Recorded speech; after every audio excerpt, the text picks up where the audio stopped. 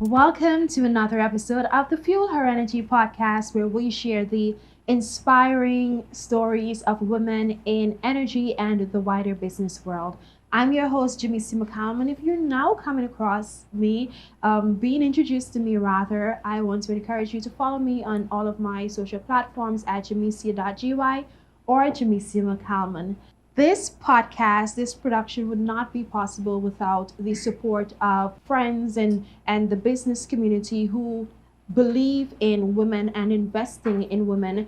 And these include our community sponsor, ExxonMobil Guyana, Ansa McCall Limited, Praetorian Security Inc., Morgan's Investment Inc., AX Investment and Consultancy, and Global Healthcare Supply.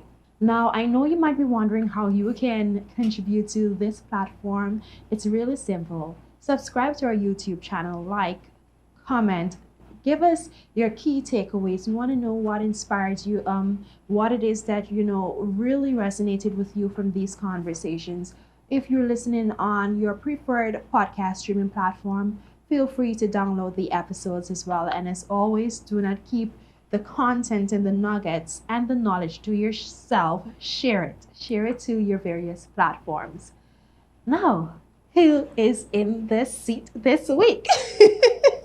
I am so excited to finally sit with this young woman because she is filled with so much energy. She is, I want to say, a communications expert. She is a mother. She is a boss woman. She is so multifaceted. She is no stranger to many of us, Sophia Dolphin. I am an industrial hygienist at ExxonMobil Guyana. I focus on employee health and well-being and develop programs that protect my colleagues. I am one of 1,400 women employed in Guyana's oil and gas industry. As a local content analyst at ExxonMobil Guyana, I work directly with the local business community. I focus on the numbers, helping Guyana's economy and people benefit from oil and gas. This is what's possible. Learn more about Rochelle and Ashley's stories and about ExxonMobil's commitment to empowering women in the workplace at www.exxonmobil.com/what is possible. Sophia, how are you doing, darling? How are you doing?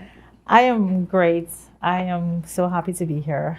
This is long overdue. Yes, it is. So it's a pleasure to have you here. We believe in divine timing. Yes. Yes. It's a pleasure to have you, Sophie. I want to get straight into it. Like there are so many words that I can use to describe you.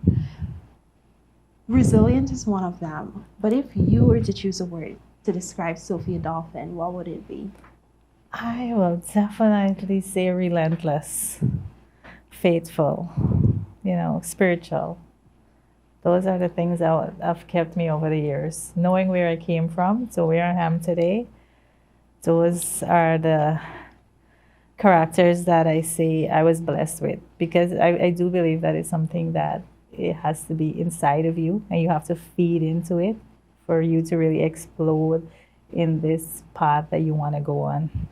So you said it's something that you feel like it's within you. I want to specifically ask this question. Like growing up, those traits, relentless, spiritual, was that always Sophie, or are there circumstances that force you to develop that and to turn to your spirituality, or that made you discover that, hey, I'm relentless? It's a little bit of both. And I'm going to tell you a story quickly about a little girl. A little girl in a small village growing up with her grandmother. Very ambitious. She had these big vision about what she wanted for herself. And even at the age of 7, she was selling her lunch to buy herself a bicycle because she grew up with her grandmother who could not have afford. Her grandma was very poor. Her grandma used to do housekeeping work. So when she wrote NGSA, she got second place, and she was not happy with it because she wanted first. Always an overachiever. Anyhow, she got Coven John Secondary. And our first year at Coven John Secondary, our grandma took her out of secondary school to go and do housekeeping work with her. So she was robbed of those years. And even though she was there cleaning houses with her grandma, she still had the dream of becoming so much more, seeing herself in front of a huge crowd, helping in our community, and all these amazing things. And so happened this little girl, she was like 17, she was in church, still teaching Sunday school because her grandma ensured that she had that spiritual upbringing. And there was a delegation that came in from overseas to the church to do ministry work. And one woman, Mary Baker, saw her and said, are you in college? You teach so well at Sunday school. She's like, college? I don't know what is college. And she spoke to her grandma. And this girl, young teenage girl, vibrant, full of energy and so ambitious, got a second chance to go back to school. Went to Critchlow Labour College, wrote 6 subjects, 5 grade 1s, 1 grade 2. So that little girl, even though that happened to her, she knew beyond anything that she was destined for more. And it's something that you had to be given from a stage where you allow it to still live, no matter the circumstances. It's like a tree. There might be all kind of weathers happening, and that tree will not die. It just pushed through. And I'm that little girl, Sophia Dolphin. And this is something I think I don't talk a lot about, that I was forced out of school. You know, some people say it's school dropout. But now I am proud to share it because I know my story will touch someone.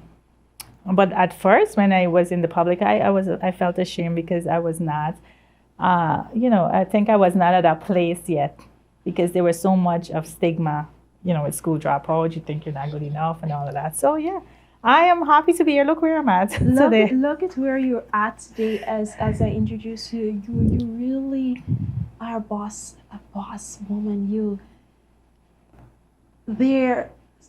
are, and that's why my mom, there's something that she would always say to me. She said, do not ever use your past as an excuse, but use it as reference to help someone who might be struggling to overcome the same. And for me, I think it's sad that you felt ashamed of where you came from. But when you look at where you're at right now, your story is really a testament to so many persons who might have not had the best start. Yeah. But as one of my favorite singers, Samuel Wadah, says, it's not about how you started, it's about how you end. And God knows the end and the beginning. And so even before we go any further, I want to say that I am proud of what you are doing and what you have been able to accomplish. Now, Sophia. Tough question. No, your voice. You have this distinct voice, and as you said, you always knew that you were meant to be in front of crowds and in front of people and to make an impact, which you have been doing.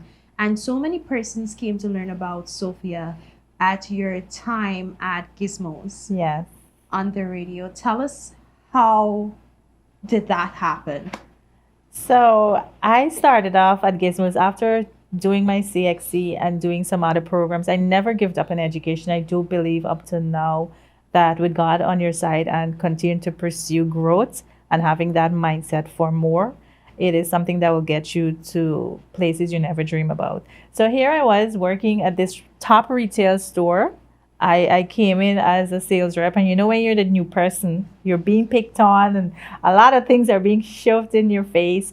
And I was like, how can I use this space with all the ideas and the energy and the vibes that I had? And I decided I'm going to own that space. So every day I got excited to go into that store and give the best. Within 6 months, I was promoted to supervisor. And that is how it started to evolve. And I've worked at that company for over 10 years. But that was a stepping stone for me to learn so much and meet so many people. And I started to build a network. And I will tell anyone, if you're not happy at your 9 to 5, or if you're waiting for the next big thing, or even if you're waiting to open your own business, go into that 9 to 5 and own it. That's where God wants you to be. In our life, it's how you see yourself and how you utilize what is happening now. And I did that. I utilized what's happening now and I own that space every day. And I'm always that friendly person. My name by nature, Dolphin, we are the friendliest people. I love that. Listen, so it's not hard. It's not hard for me. It's never a put on. I'm never forced to be nice. I am genuinely, that's who I am. You said you spent about 10 years Over 10. over 10 years at Gizmos and Gadgets. Sometimes we get comfortable in a space, but how did you know when it was time to leave and to launch out? Well, I wanted more. It's like, well, make me pardon. I'm already the general manager of the store. I'm doing marketing. I'm doing sales. I'm on the radio. I'm doing corporate. Let me be a partner. Let me get some shares. And it was a time where I realized that, listen, it's time for me to move on. And you will know when it's time for you to move on. In every aspect of your life, there's going to come with that inner feeling that will give you that nudge. And sometimes we refuse to, because our comfort zone can be so comfortable, but it can be a dead zone for us. And I never wanted that because, as I said, growing up, I knew what I already have the vision for my life. God already placed it where I need to be. So I took a risk. I took what I had. I was preparing myself for moving that transition. I created my business 2 years before I leave my work. I had my business registered. I was working on proposal. I was ensuring I'm working on good credit, ensuring that I am compliant, ensuring all my NIS are being paid. Those were things that I learned early, while some of us had to pay dearly to learn it. So I learned the importance of being compliant and ensuring that when you're working on a business, how powerful it is to be regulated. Especially now that what's happening in Guyana, you got to put your business in a place where your investors will want to invest with you because you have credibility, you have structure, and you are compliant. So those things worked in my favor because I was already working for a business, so I knew how the operation worked. So I got the tools early. So it was an easy transition. It was an easy transition. When you were ready to start your business. Now let's talk a little bit about that. Glo-See. Glo-See marketing and PR. Tell us a little bit about what inspired you to start that. Man, listen, when I was thinking about the name, I was like, how do I incorporate my children? Because at that time, my daughter was like going into a 1 year, and I was going through the breakup and stuff. And I realized that, listen, it's going to be myself and my children. So listen, how do I incorporate that into something that can be a legacy, something that I'll create for my children, that when I am not here, they'll have something that their mom left for them, which I never got that from my own family, of the way I was brought up. So I said, you know what? God loves. My eldest son, his name is Orion. Then I have Ezekiel and Emma. So I said Glosee. God loves Orion, Sophia, Ezekiel, Emma. So the name was birthed, and I thank God for that inspiration and that wisdom that he blessed me with. And Glo-See is still here. What has been one of the most challenging aspects of having your own business? Because a lot of persons be like, oh, I want to have my own business. I don't want to work for anybody else. But you have to be the marketing person. You have to be the social media person, the sponsor acquisition, looking for clients. You have to be everything, especially in the first phase of that business. How has it been for you? You always have to start as a solopreneur, and even when you start to get employees, you still micromanage somewhat because you still have to ensure that they're doing the right thing. So when I started my business, the reason why I started a business, because I couldn't move on to another job, but I felt like it would have given me more freedom to be with my children, created something for them. Also to help businesses that their vision and their mission align with what I'm about. My tagline for my company, we do PR for a better world. So our company work closely with clients that have that mission to really work on customer service, to really give back to their community. So our company is very involved in a lot of community service. We do work with the Little Library out from Canada. So we do a lot of community work, but some of it we do not publicize or commercialize. but we let the companies know. So it's a very niche market for us, which a lot of persons have not catch on as yet. So with this interview, I know persons will get a little more insight of what Glo-See marketing is about.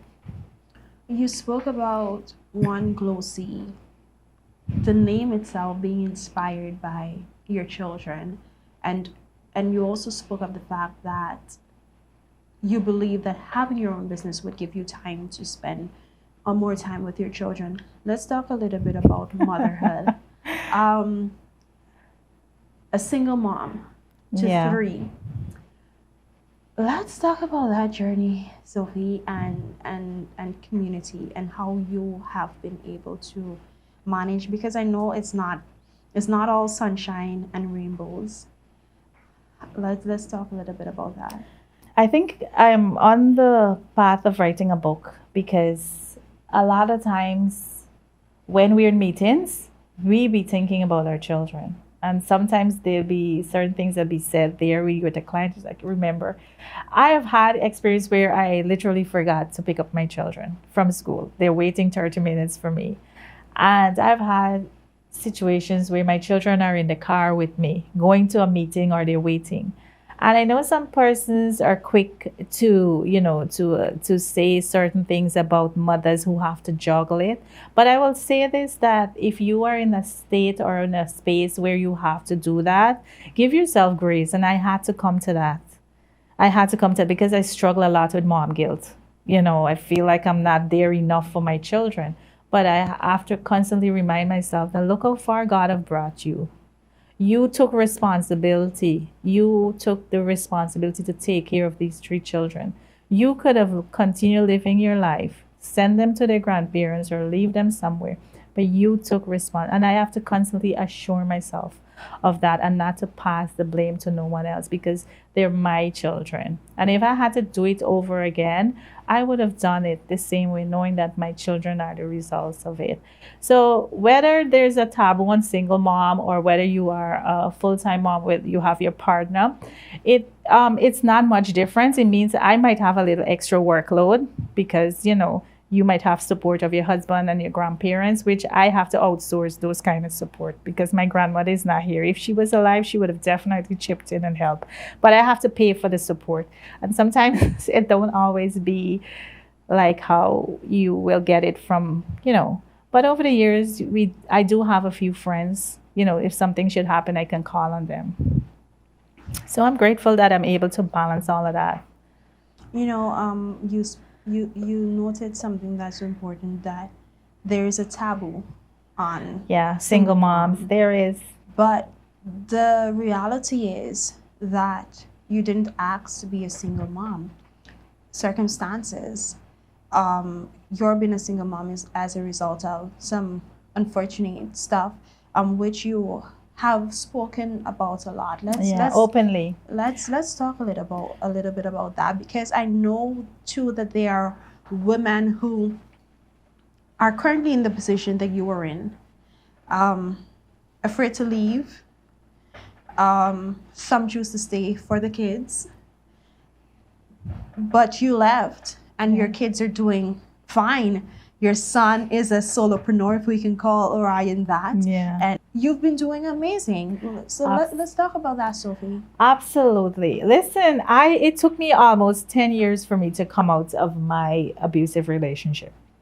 And when I look back, it was all about what people will say. Because Sophia is this girl in the public. Sophia is this girl who's on the radio with Gordon Mosley, Casual, Phillies, all the popular personalities.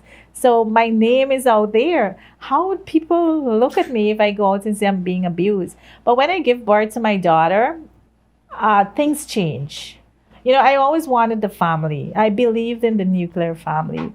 And I never wanted to break the dynamics. And I was willing to sacrifice. And that's why I'm slow on passing judgment on, or even pronouncing on women who are still in an abusive relationship, because it took me a while. Some people want to do it. Some people stay because they really want to save the marriage or want to save the family. They do it for the kids, financial support. They do it for the status.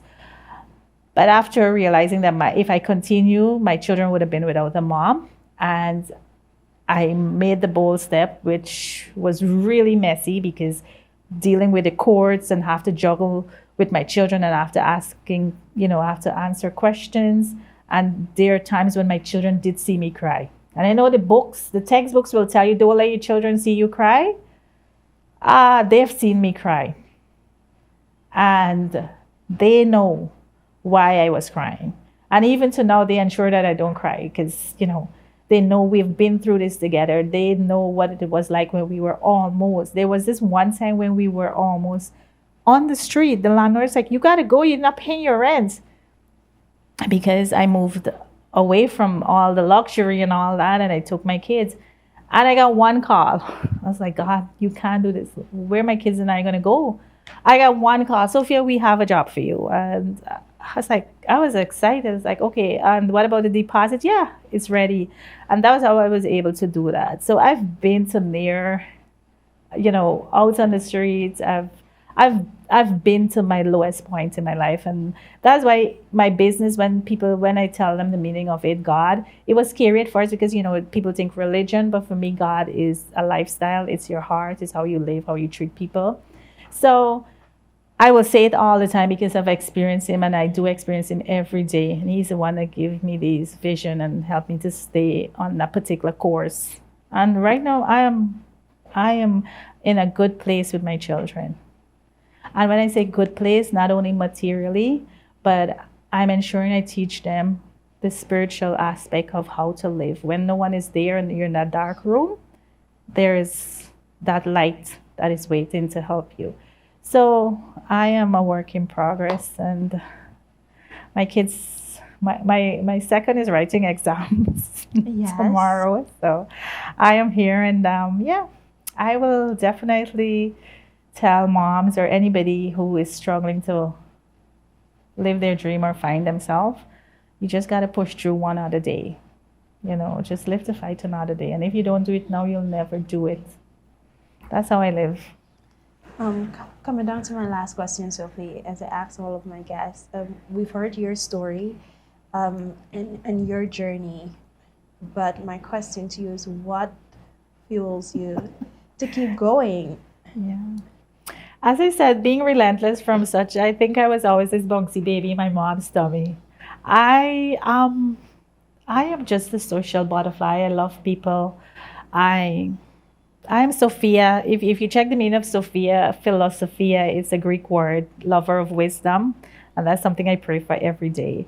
So the name in itself, the personality, I just love having good energy. Like, I don't cope well when I get flustered. There is this thing that brings me back. Like, listen, you're alive, you're healthy, you're well, you're in a good place. So even when I get flustered, I don't stay there long. So what fuels me is that inner drive and just surrounding myself with good energy and feeding my soul with good content and doing my best to be a good example to my children and hope and pray that they continue the legacy. And when I leave this earth and they meet people, they must feel proud and say, I knew your mom. That's what drives me. I knew your mom. And they must feel proud and they would want to live the same life. So I think this is my final question. So would you want to say that's what you want your legacy to be? What would you want your legacy to be, Sophia? To when people hear my name, they must have fun memories of it. I did make an impact. I was helpful. I was kind. Yeah. Nothing extravagant. Nothing just being simple and keeping it simple. Yeah. Sophie, thank you so much Thank you for joining having me. us on this episode. It was a pleasure sitting down and chatting. I know we don't get to do this a lot, so thank you so much. And again, congratulations on all of the steps that you're making. And also, I know. How can I forget this? I hope I see it my award giving out. You were recently awarded one of the 20, talking about impact, you were awarded one of the 25 influential women leaders in Guyana. Girl. In all of Guyana. Girl. Sophia, how does that feel? Girl, when I look at the lineup, I was like, God, this is you. This is you. You are talking about women who are, all the accolades and all. that I'm thinking, God, if this is not you, then who is it? And I'm very happy when they called me. I was like, what? The judges chose me to be one of the persons? And I must say thank you to Miss Paulette. She nominated me first. And the second phase was where the hard work. I had to put all the community work that I would have done and so on. So, yeah, I had my receipts and here I am. Congratulations and welcome to the Thank class of influential women. And indeed, you have been influential, you have been impactful. And I believe that legacy has already started being made. So, again, congratulations.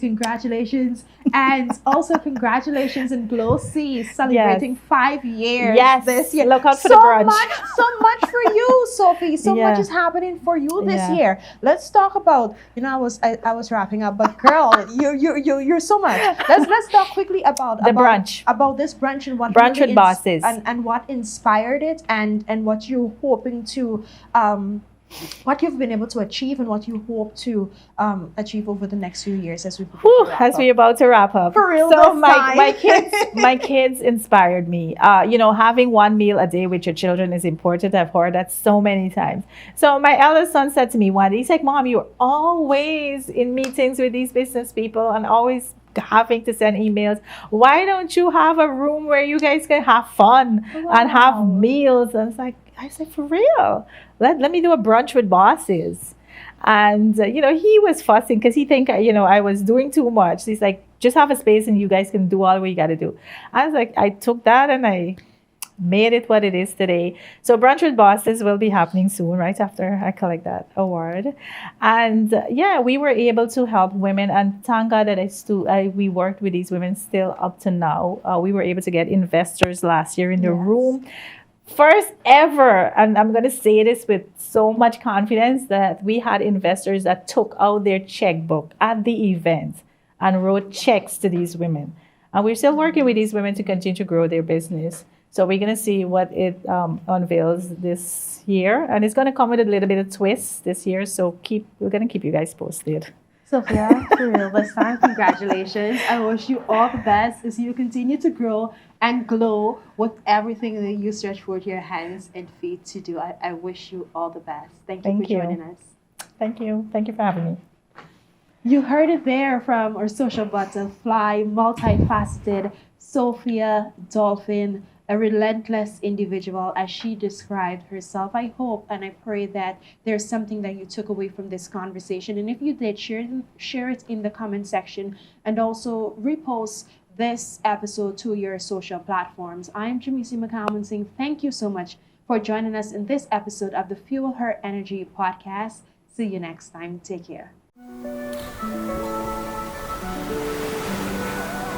Multiple FPSOs, drill ships, and support vessels. And this is just the beginning. Life offshore has become a reality for many Guyanese in the oil and gas industry. But in the past, we had to travel abroad to complete the necessary offshore survival training. Now, the training is available right here in Georgetown. I'm getting the skills I need and building the career I've always wanted. I'm Max, and this is what's possible. Learn more about Max's story and how ExxonMobil's investments are benefiting thousands of Guyanese like him at www.exxonmobil.com/what is possible.